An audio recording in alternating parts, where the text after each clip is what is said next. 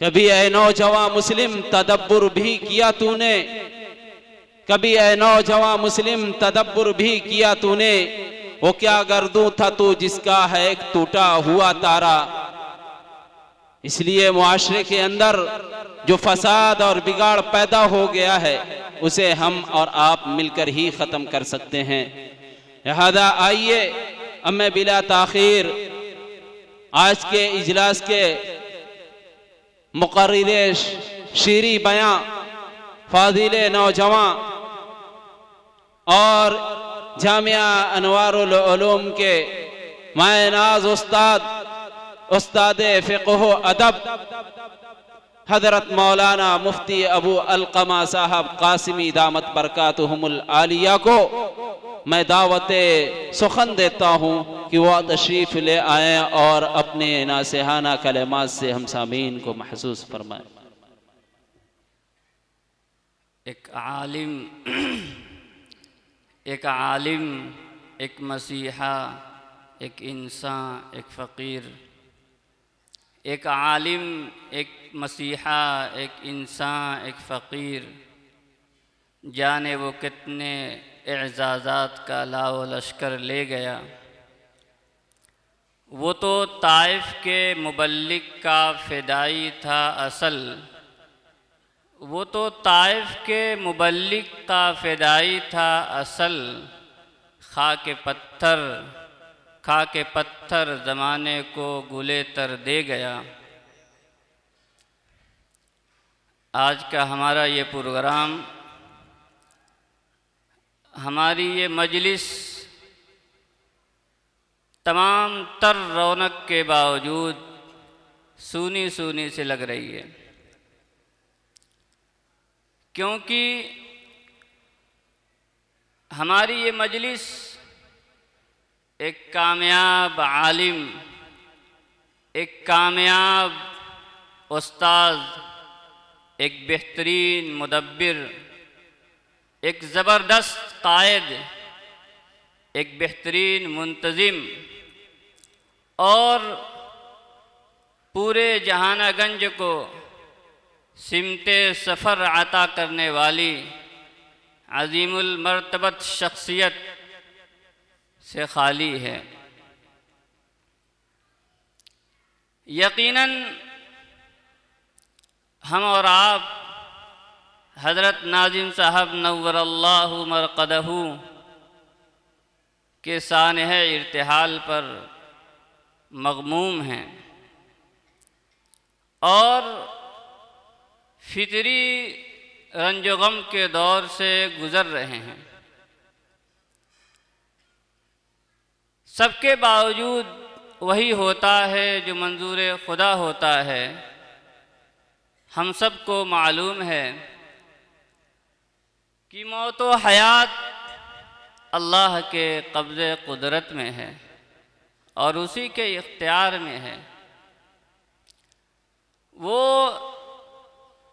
जितना चाहता है वो जितना चाहता है, जिसको चाहता है इस दुनिया के अंदर रहने का मौका देता है और जब चाहता है उसको इस दुनिया से बुला लेता है।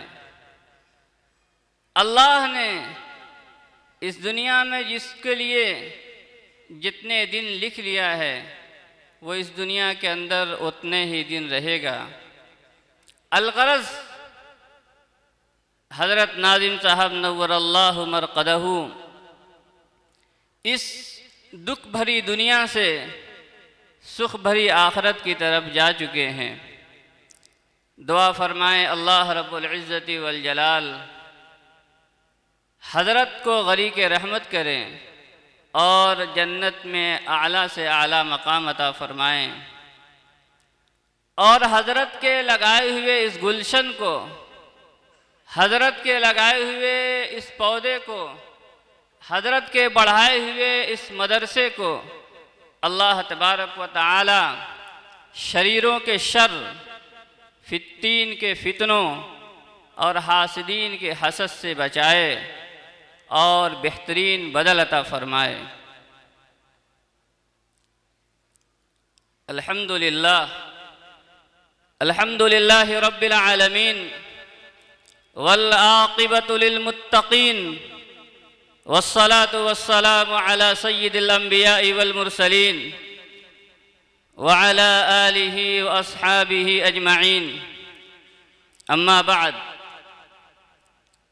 फ़अऊज़ु बिल्लाहि मिनश शैतानिर रजीम। बिस्मिल्लाहिर रहमानिर रहीम।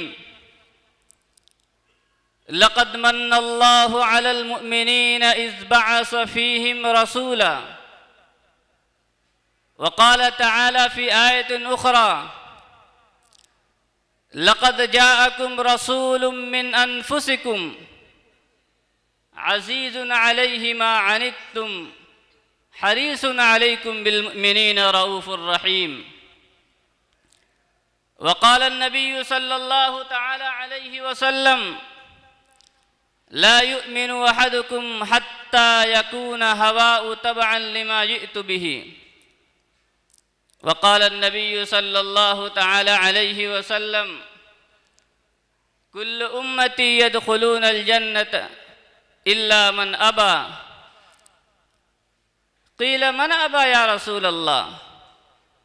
क़ाल मन अताअनी दख़लल जन्नह वमन असानी फ़क़द अबा औ कमा क़ाल रसूलुल्लाहि सल्लल्लाहु अलैहि वसल्लम।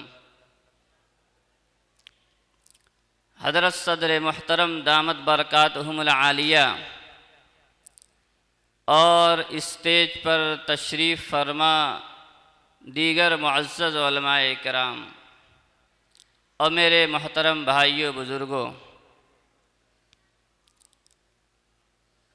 अल्लाह तबारक व तआला ने हम इंसानों को बेपनाह नेमतों से नवाजा है, बेशुमार नेमतों से नवाजा है। अल्लाह ने हमें इतनी नेमतों से नवाजा है कि अगर हम अल्लाह की नेमतों को शुमार करना चाहें, अल्लाह की नेमतों को गिनना चाहें, अल्लाह की नेमतों की तादाद मुतय्यन करना चाहें तो ये हमारे बस में नहीं है।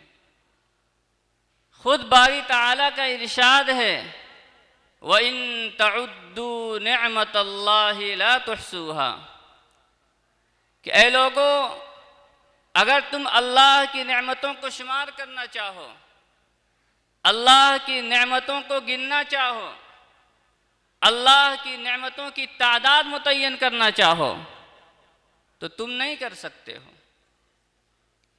अल्लाह ने हमें बेपनाह नेमतों से नवाजा है, लेकिन किसी नेमत पर अल्लाह ने कभी एहसान नहीं जतलाया। किसी नेमत पर अल्लाह ने ये नहीं कहा कि मेरे बंदो मैंने ये नेमत भेज करके तुम पर एहसान किया है। लेकिन जब एक नेमत अल्लाह ने इंसानों को अता फरमाया तो ऐलान कर दिया लक़द मन्नल्लाहु अलल मुअमिनीन इज़ बअस फ़ीहिम रसूला, कि ऐ ईमान वालो अल्लाह ने तुम्हारे ऊपर एहसान किया है कि हज़रत मोहम्मद मुस्तफ़ा सल्लल्लाहु ताला अलैहि वसल्लम को तुम्हारे दरमियान नबी बना करके मबऊस फरमाया। मेरे भाइयों, मेरे बुज़ुर्गों, इस कायनात की सबसे बुज़ुर्ग हस्ती हज़रत मोहम्मद मुस्तफ़ा सल्लल्लाहु ताला अलैहि वसल्लम की ज़ात गिरामी है। आपका हर अमल इंसानों के लिए नमूना है। आपका अखलाक, आपका किरदार, आपकी तालीमात, आपका रहन सहन, आपका बूदोबाश, आपका लिबास व पोशाक, हर चीज़ इंसान के लिए बेहतरीन नमूना है। इस कायनात में आपके अखलाक से बढ़कर किसी का अखलाक नहीं है। इस कायनात में आपकी तालीमात से बढ़कर किसी की तालीम नहीं है। इस कायनात में आपके किरदार से बढ़कर किसी का किरदार नहीं है। इस जहां में आपके लिबास और पोशाक से उम्दा किसी का लिबास और पोशाक नहीं है। इस कायनात में आपकी रोशन तालीम के से बढ़कर किसी की तालीम नहीं है। इस कायनात में आपकी सीरत तय्यबा से बढ़कर किसी की सीरत नहीं है। इस कायनात में आपके अखलाक से बढ़कर किसी का अखलाक नहीं है। खुद कुरान करीम इसकी गवाही देता है, इन्नका लअला खुलुकिन अज़ीम, कि ऐ नबी जी आपके अखलाक तो बहुत उम्दा हैं, आप तो अखलाक के आला मेयार पे फायद हैं। मेरे भाइयों, मेरे बुजुर्गों,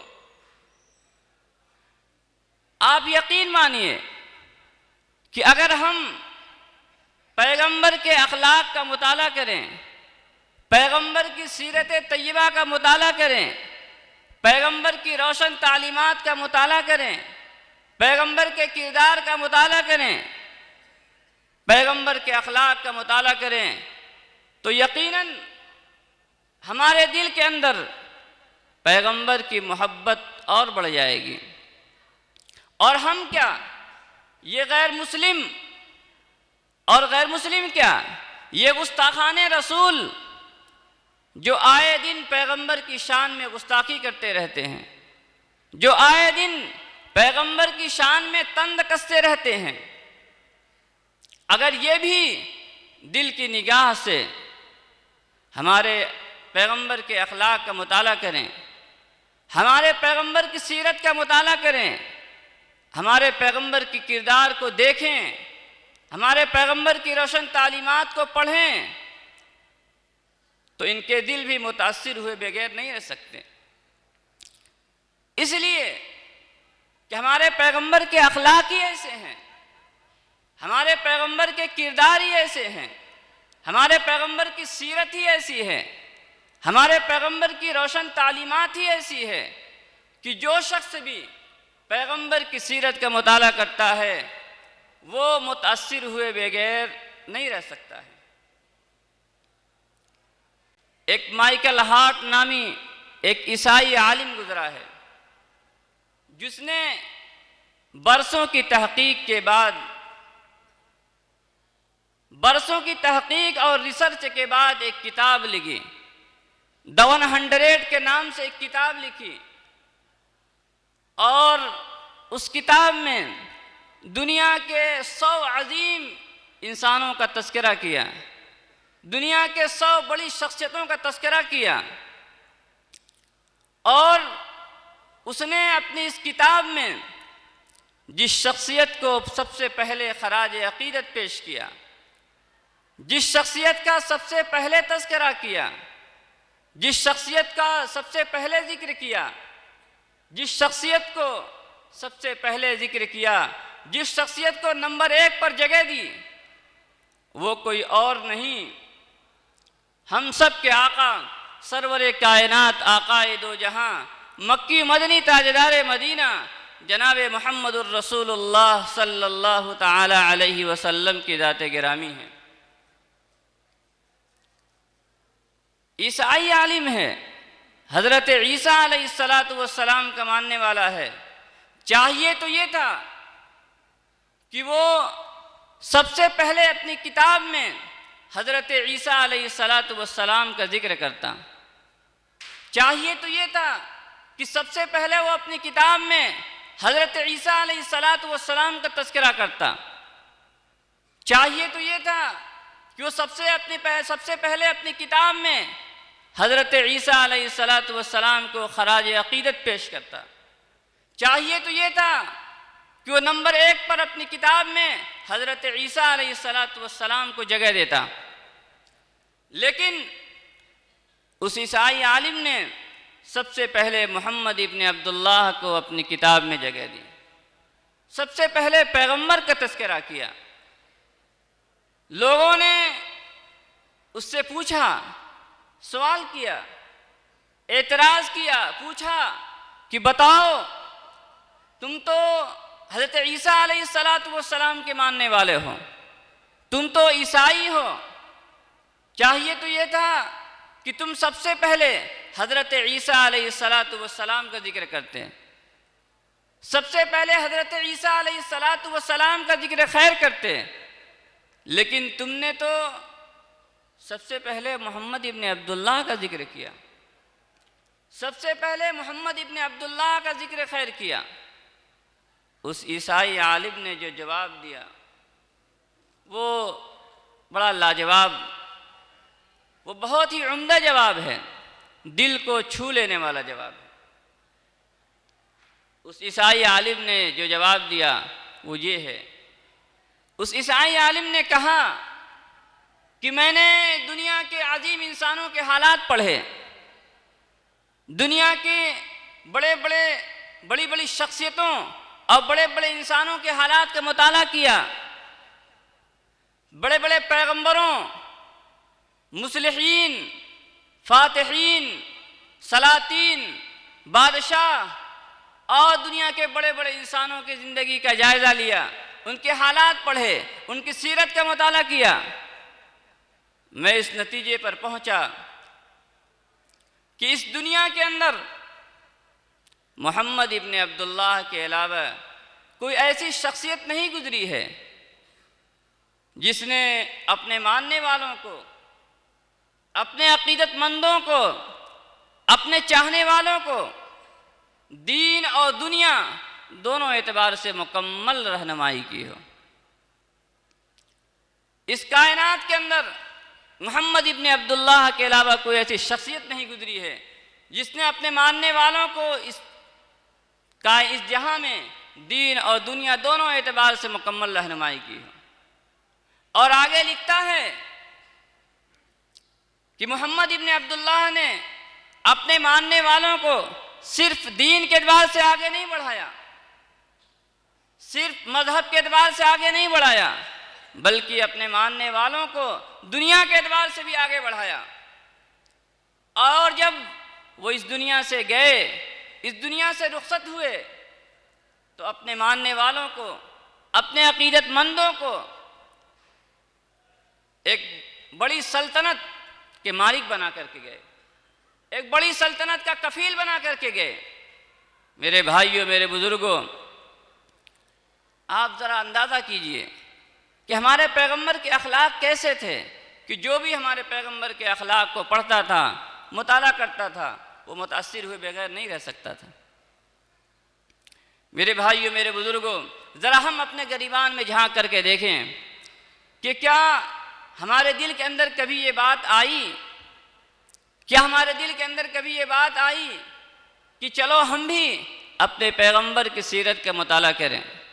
क्या हमारे दिल के अंदर कभी ये बात आई कि चलो हम भी अपने पैगंबर के किरदार को देखते हैं, अपने पैगंबर के अखलाक को देखते हैं, अपने पैगंबर की तर्ज़ ज़िंदगी को देखते हैं, अपने पैगंबर की घर की ज़िंदगी को देखते हैं, पैगंबर के बाहर की ज़िंदगी को देखते हैं?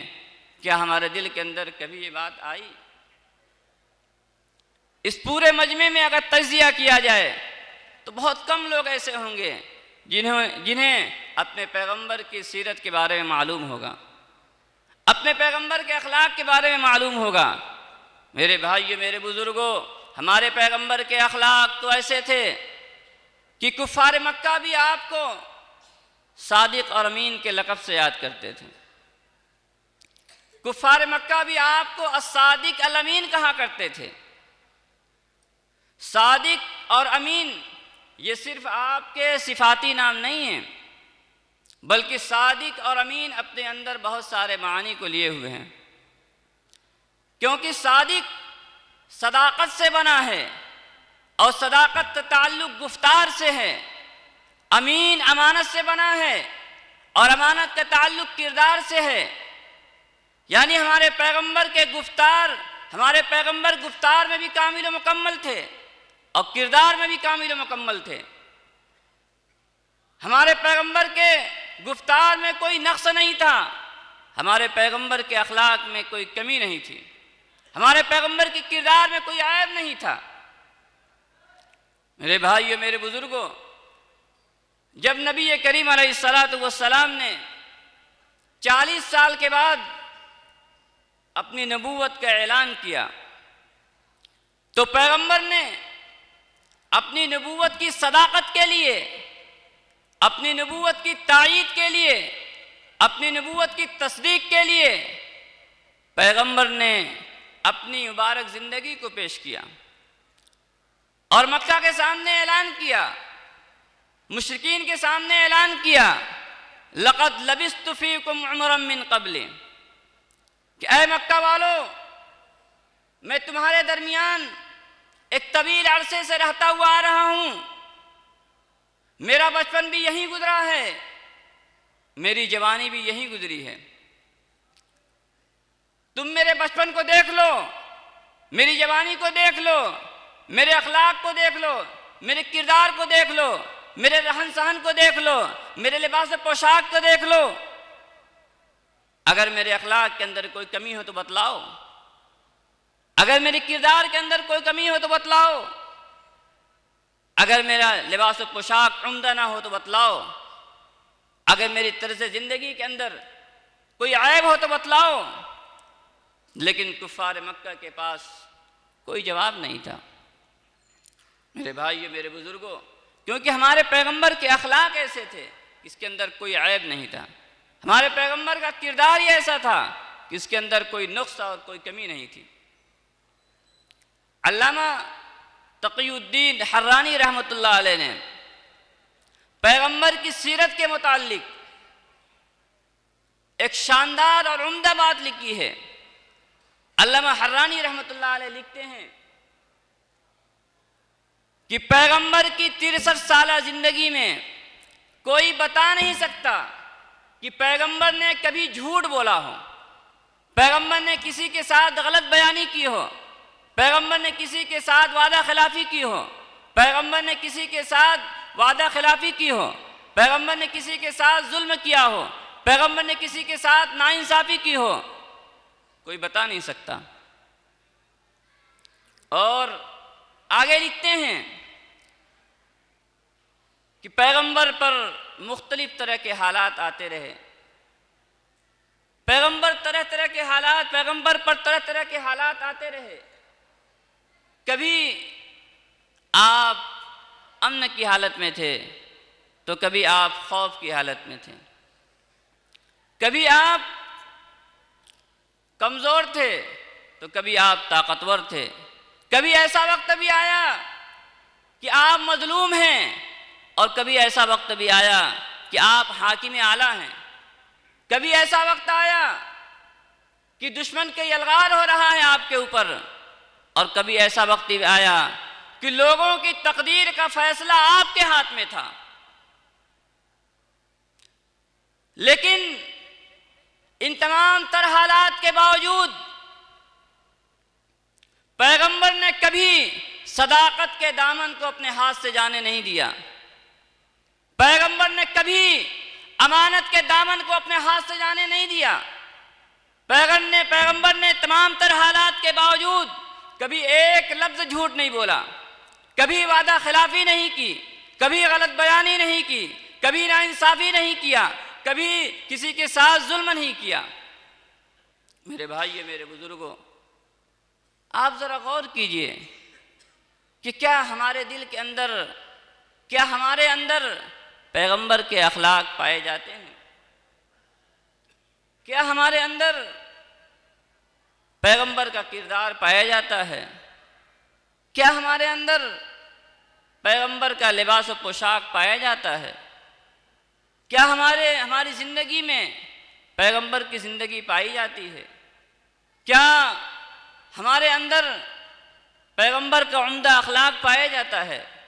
मेरे भाइयों, मेरे बुजुर्गों, नहीं, हमारे अंदर पैगंबर के न अखलाक पाया जाता है, न पैगंबर की सीरत पाई जाती है, न पैगंबर का किरदार पाया जाता है। हमारे पैगंबर का आप मेयार ज़िंदगी को देखिए, पैगंबर कि ज़िंदगी तकल्लुफ़ात से पाक थी। पैगंबर दुनिया से बेरग़बत थे, न दुनिया और असबाब दुनिया जमा करने का कोई ज़ौक़ था। आप ऐसे हुजरे में रह रहे हैं कि जब खड़े होते हैं तो सर छत को लग जाता है। आप बोरिए पे आराम कर रहे हैं, चटाई पे आराम कर रहे हैं, पुश्त मुबारक पर चटाई के निशानात उभर आते हैं। एक मर्तबा खलीफा सानी हज़रत उमर फ़ारूक रज़ी अल्लाह ताला अन्हु पैगंबर की खिदमत में हाजिर हुए। और आप ज़रा गौर कीजिए, देखिए कि हज़रत उमर फ़ारूक रज़ी अल्लाह ताला अन्हु कितने मजबूत दिल के इंसान हैं, कितने ताकतवर दिल के इंसान हैं। पैगंबर की खिदमत में हाजिर हुए और पैगंबर चटाई पे आराम कर रहे थे, बोरिए पर लेटे हुए थे, कुर्ता उतरा हुआ था। हज़रत उमर फ़ारूक रज़ी अल्लाह ताला अन्हु जब पैगंबर के पास गए तो पैगंबर उठ कर के बैठ गए। आपके पुश्त मुबारक पर चटाई के निशानात पड़े हुए थे, आपके पुश्त मुबारक पर बोरिए के निशानात उभरे हुए थे। हज़रत उमर फ़ारूक रज़ी अल्लाह ताला अन्हु की जब निगाह पैगंबर के पुश्त मुबारक पर गई तो हज़रत उमर फ़ारूक रज़ी अल्लाह ताला अन्हु के आँख में आंसू आ गया, रोने लगे। नबी करीम अलैहिस्सलातु वस्सलाम ने जब देखा कि पैगंबर उमर फ़ारूक रज़ी अल्लाह ताला अन्हु के आँख में आंसू है, रो रहे हैं, तो पैगंबर ने पूछा, उमर क्यों रो रहे हो? उमर क्यों रो रहे हो? नबी करीम हज़रत उमर फ़ारूक रज़ी अल्लाह ताला अन्हु ने जवाब में फ़रमाया, मैं इसलिए रो रहा हूँ कि हज़रत आपके पुश्त मुबारक पर, आपकी पीठ पर चटाई के निशानात उभरे हुए हैं, आपके पुश्त मुबारक पर बोरिए के निशानात उभरे हुए हैं। ये कैसर किसरा के बादशाह, ये जालिम बादशाह आलीशान महलों में रहते हैं, आलीशान बिल्डिंगों में रहते हैं, नर्म बिस्तरों पे आराम करते हैं, और आप अल्लाह के रसूल हैं, आप सैयदुल अव्वलीन वल आखिरीन हैं, आप इमामुल अंबिया हैं, आप अल्लाह के महबूब हैं, और आप चटाई पे आराम कर रहे हैं, आप बोरिए पे आराम कर रहे हैं। ये देखकर मुझे रोना आ गया। मेरे भाइयों, मेरे बुजुर्गों, आप ज़रा सोचिए पैगंबर ने कितना खूबसूरत जवाब दिया। पैगंबर ने फरमाया, उमर अमा तरदा अन तकून लहुमुद दुनिया व अन तकून लना अल आखिरा। ए उमर, क्या तुझे ये बात पसंद नहीं है कि उनके लिए दुनिया हो जाए और हमारे लिए आखिरत हो जाए? अमा तरदा अन तकून लहुमुद दुनिया व अन तकून लना अल आखिरा। ए उमर, क्या तुझे ये बात पसंद नहीं है कि उनके लिए दुनिया हो जाए और हमारे लिए आखिरत हो जाए? मेरे भाइयों, मेरे बुजुर्गों, हमारे पैगंबर की ये तालीम है, हमारे पैगंबर की तालीम है कि दुनिया के अंदर दुनिया की चीज़ों से बक़दरे ज़रूरत इस्तिफ़ादा करो, दुनिया के अंदर दुनिया की चीज़ों से बक़दरे ज़रूरत इस्तिफ़ादा करो, दुनिया के अंदर मुसाफराना ज़िंदगी बसर करो। आपने एक सहाबी के जवाब में इरशाद फरमाया, माली वलिद दुनिया इन्नमा अना कराकिबिन इस्तदल्ल तहत शजरतिन सुम्मा राहा व तरकहा। आपने फरमाया कि मुझे दुनिया से क्या मतलब, मैं तो इस दुनिया के अंदर एक मुसाफिर की तरह जिंदगी गुजार रहा हूँ, जो सफ़र करते हुए किसी दरख्त के साए में पहुँचे और वहाँ आराम करे, फिर आगे चल पड़े। आपने फरमाया कि इस दुनिया के अंदर मुसाफराना ज़िंदगी बसर करो। लेकिन मेरे भाइयों, मेरे बुज़ुर्गों, हमारा हाल तो ये है कि हम लोग दीन को छोड़ करके दुनिया की तरफ जा रहे हैं, आखिरत को छोड़ करके दुनिया पे फरेफ्ता हो रहे हैं। हमारा हाल तो ये है कि हम अपने मनपसंद की ज़िंदगी बसर कर रहे हैं, मनचाही ज़िंदगी बसर कर रहे हैं। तिजारत अपनी मर्ज़ी के मुताबिक, रहन सहन अपनी मर्ज़ी के मुताबिक, लेन देन अपने ढंग के मुताबिक, बूदबाश अपनी पसंद के मुताबिक, खुर्दोनोश अपनी पसंद के मुताबिक। मेरे भाइयों, मेरे बुजुर्गों, मनचाही ज़िंदगी इस्लाम के अंदर नहीं चलने वाली है। कुरान कह रहा है ला तत्तबिउ खुतुवात शैतान, कि ऐ लोगों, शैतान के नक्शे कदम के पीछे मत चलो, शैतान की पैरी मत करो। शैतान ने जगह जगह शैतानी जाल बिछा रखा है। कहीं रस्म रिवाज का जाल है, तो कहीं बेहयाई का जाल है, कहीं फिस्क फजूर का जाल है, कहीं शराब का जाल है, कहीं नफसानी ख्वाहिशात का जाल है, कहीं इर्तिदाद का जाल है, तो कहीं इर्तिदाद और दहरियत का जाल है। इन तमाम शैतानी जालों से हमें अपने आप को बचाना है, अपनी औलाद को ही बचाना है, अपने ख़ानदान वालों को ही बचाना है, अपने घर वालों को ही बचाना है, अपने फैमिली वालों को ही बचाना है। कुरान ऐलान कर रहा है या अय्युहल्लज़ीना आमनू कू अनफुसकुम अहलीकुम नारा, ईमान वालो, अपने आप को, अपनी औलाद को, अपने घर वालों को, अपने फैमिली वालों को, अपने ख़ानदान वालों को, अपने मोहल्ले वालों को जहन्नम की आग से बचाओ। जहन्नम की आग बहुत सख्त आग है। मैं आप हजरात के सामने एक वाक़े का जिक्र करता हूँ, इससे अंदाज़ा हो जाएगा कि जहन्नम की आग कितनी सख्त आग है।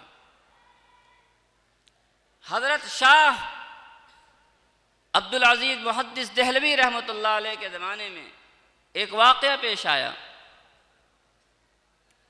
एक मुसाफिर आदमी था जो सफ़र करते हुए कहीं जा रहा था। सफ़र करते हुए कहीं जा रहा था, जाते हुए रास्ते में उसने देखा कि एक शख्स है जो नशा की हालत में है, यानी मरने का वक्त बिल्कुल करीब है। वो मुसाफिर आदमी उस शख्स के पास गया। जब करीब गया तो थोड़ी देर में उस शख्स का इंतकाल हो गया। ये मुसाफिर आदमी उस इंतकाल होने मरने वाले शख्स के जनाजे में शरीक हुआ और जनाजे में शरीक होने के बाद फिर तदफीन में शरीक हुआ और मय्यत को कब्र में उतारने के लिए खुद ये मुसाफिर आदमी कब्र के अंदर उतरा। मुसाफिर आदमी कब्र के अंदर उतरा और उतर करके मय्यत को कब्र के अंदर रखा। रखने के बाद कब्र से बाहर आया, मिट्टी वगैरह डाल दी गई। उसके बाद क्या देखता है कि जेब से पैसे की थैली गायब है। जेब से पैसे की थैली गायब है। मुसाफिर आदमी है, आगे अभी लंबा सफ़र है, इसलिए ये मुसाफिर आदमी बहुत परेशान हुआ। बहुत परेशान हुआ कि आगे सफ़र कैसे होगा। चुनांचे इस मुसाफिर आदमी के दिल के अंदर ये बात आई कि हो सकता है मैं जिस वक्त कब्र में मय्यत को उतारने के लिए उतरा था, हो सकता है कि कब्र के अंदर पैसे की थैली गिर गई हो।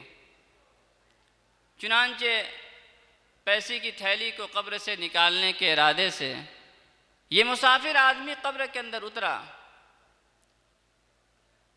मुसाफिर आदमी पैसे की थैली को निकालने के इरादे से कब्र की मिट्टी को ज़रा सा हटाया। जब कब्र की मिट्टी को ज़रा सा हटाया तो क्या देखता है कि कब्र के अंदर आग के शोले भड़क रहे हैं। कब्र के अंदर आग के शोले भड़क रहे हैं और उस आग का हल्का सा असर, उस शोले का हल्का सा असर इस मुसाफिर आदमी के हाथ पर आ गया। ये मुसाफिर आदमी बहुत परेशान हुआ। इस मुसाफिर आदमी के हाथ में इस कदर तकलीफ हुई, इतना दर्द हुआ कि जो बर्दाश्त से बाहर था। ये मुसाफिर आदमी वहाँ से भागता हुआ डॉक्टर के पास गया और जाकर के डॉक्टर के यहाँ इलाज किया। बहुत दिनों तक इलाज करता रहा, लेकिन कोई फ़ायदा नहीं हुआ। फिर मुसाफिर आदमी डॉक्टर के यहाँ से हकीम के यहाँ गया और हकीम के यहाँ बहुत दिनों तक इलाज करता रहा, लेकिन बिल्कुल भी इफाका नहीं हुआ, बिल्कुल भी आराम नहीं हुआ। इस मुसाफिर आदमी ने लोगों के सामने इस वाक़े का तज़किरा किया तो लोगों ने कहा कि ऐसा है कि तुम दिल्ली चले जाओ। दिल्ली में एक बुज़ुर्ग आलिम दीन हज़रत शाह अब्दुल अज़ीज़ मुहद्दिस देहलवी रहमतुल्लाह अलैह, उनके पास जाओ और जा कर के इस वाक़े का तज़किरा करो। हो सकता है कि हज़रत कोई दुआ वगैरह बतला दें और तुम्हें आराम हो जाए। चुनांचे मुसाफिर आदमी भागता हुआ दिल्ली गया और दिल्ली जा कर के हज़रत की खिदमत में हाजिर हुआ और हज़रत से इस पूरे वाक़े का तज़किरा किया।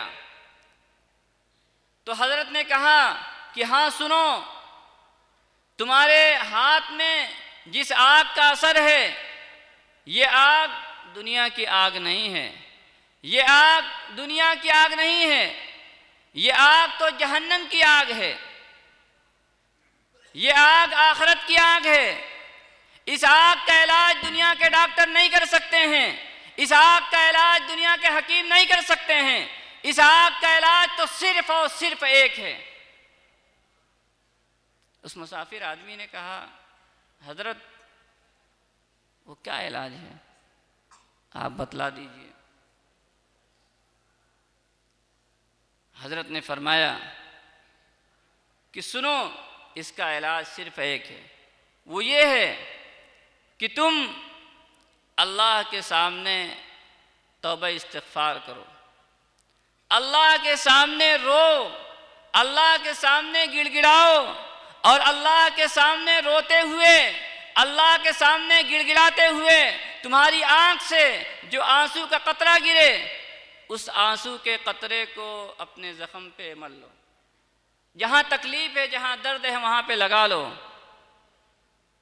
हो सकता है कि आराम हो जाए, क्योंकि हदीस के अंदर सरकारे दो जहां जनाब मुहम्मदुर रसूलुल्लाह सल्लल्लाहु ताला अलैहि वसल्लम ने फरमाया है कि वो आंसू जो अल्लाह के खौफ और अल्लाह के खशियत की वजह से गिरता है, उस आंसू के अलावा कोई आंसू जहन्नम की आग को बुझा नहीं सकता है, आखिरत की आग को बुझा नहीं सकता है। मेरे भाइयों, मेरे बुजुर्गों, आप ज़रा गौर कीजिए कि जहन्नम की आग कितनी सख्त आग होती है। क्या हमारे अंदर इतनी ताकत है कि हम जहन्नम की आग को बर्दाश्त कर सकते हैं?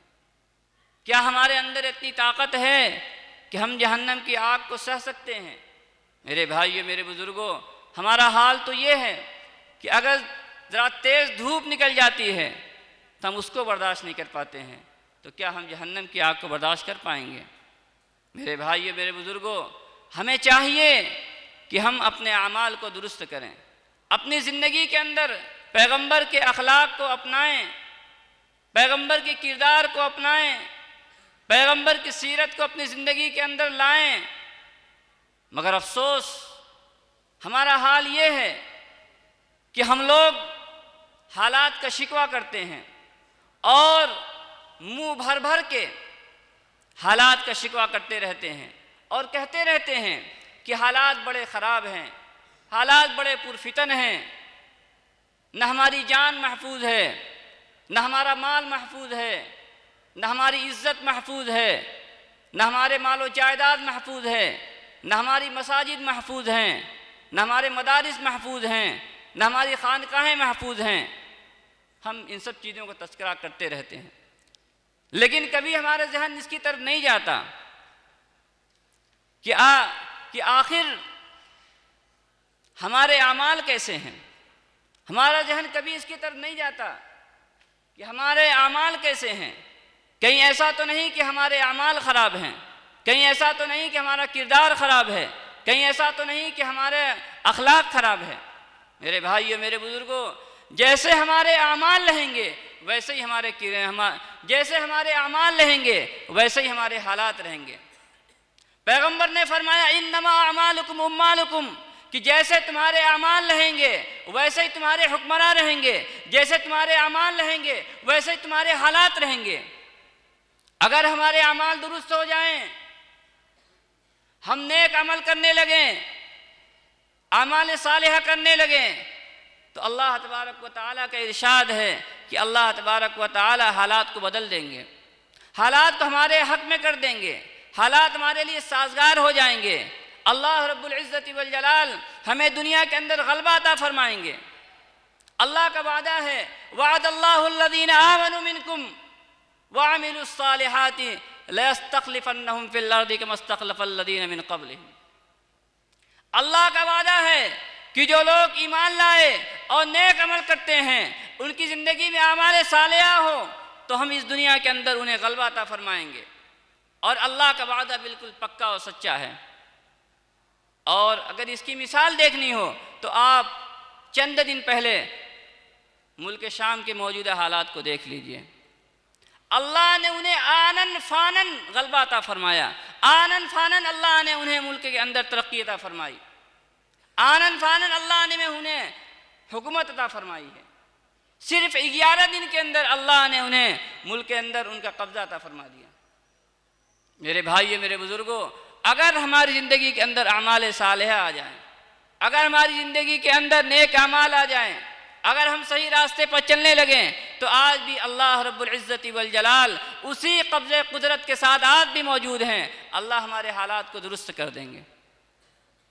लेकिन हमारा हाल तो बहुत अजीब है।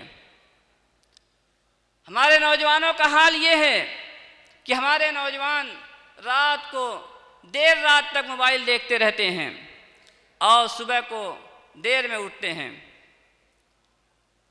रात को देर में सोते हैं, गुनाह करते हुए सोते हैं, और सुबह को उठते हैं तो फजर भी छोड़ देते हैं, सुबह को उठते हैं तो गुनाह करते हुए उठते हैं। मेरे भाइयों, मेरे बुजुर्गों, नौजवानों की सेहत भी ख़राब हो रही है और नौजवानों का अखलाक भी ख़राब हो रहा है, उनकी आँख भी ख़राब हो रही है। हमारे नौजवान का हाल तो ये है कि वो मगरबी तहजीब के पीछे जा रहे हैं, उनके कल्चर को इख्तियार कर रहे हैं, उनकी तहजीब को इख्तियार कर रहे हैं, उनके रहन सहन को इख्तियार कर रहे हैं। वो जिस अंदाज से चलते हैं, ये भी उसी अंदाज से चलने को पसंद करते हैं। हमारा हाल तो ये है कि जब हम मादियत और रूहानियत के दरमियान चल रहे होते हैं तो हमारा रुझान मादियत की तरफ होता है, हमारा रुझान दुनिया की वजाहत की तरफ होता है, दुनिया की चीज़ों की तरफ होता है। हालांकि मेरे भाइयों, मेरे बुजुर्गों, दुनिया की चीज़ें ख़त्म होने वाली हैं। कुरान खुद ऐलान कर रहा है, बल तुसिरून अल हयात दुनिया वल आखिरतु खैरुम अबका। ए दुनिया के लोगों, तुम दुनिया की वजाहत की तरफ जा रहे हो, तुम दुनिया की चीज़ों की तरफ जा रहे हो, दुनिया के असबाब की तरफ जा रहे हो। हालांकि ये सब दुनिया की चीज़ें सब ख़त्म होने वाली हैं। मेरे भाइयों, मेरे बुजुर्गों, वक्त ख़त्म हो गया है। मैं इन्हीं चंद कलमात पर अपनी बात को ख़त्म करता हूँ। वाखिरु दावाना अनिल हम्दुलिल्लाहि रब्बिल आलमीन।